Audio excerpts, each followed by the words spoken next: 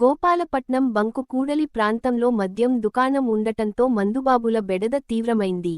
గతంలో ఈ మద్యం దుకాణం యాజమాన్యం సెక్యూరిటీని ఏర్పాటు చేసింది. ఇప్పుడు ఎవరు ఇక్కడ కనిపించడం లేదు.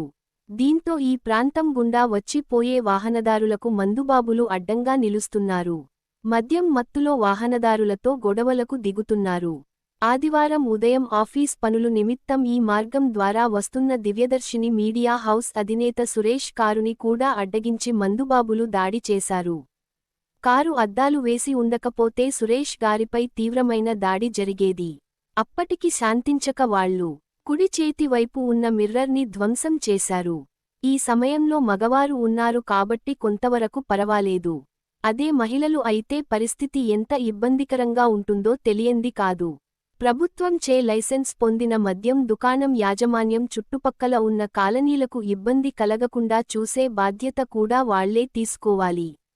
ఈ విషయమై మందుబాబుల బారిన పడ్డ సురేష్ గారితో మాట్లాడదాం.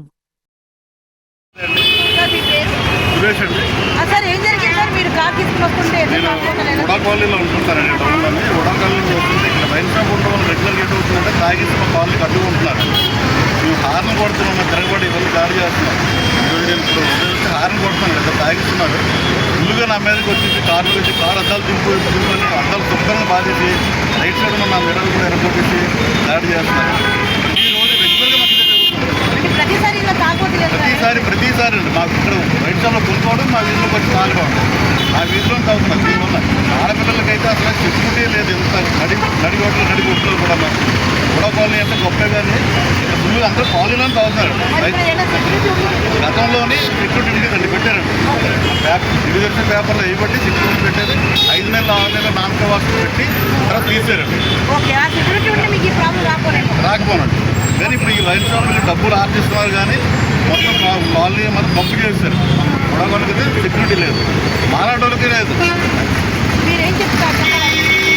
ఇది యాక్చువల్గా సెక్యూరిటీ పెట్టాలండి. ఎక్సైజ్ డిపార్ట్మెంట్ యాక్షన్ తీసుకోవాలి, పోలీస్ డిపార్ట్మెంట్ యాక్షన్ తీసుకోవాలి. మెయిన్ అదండి.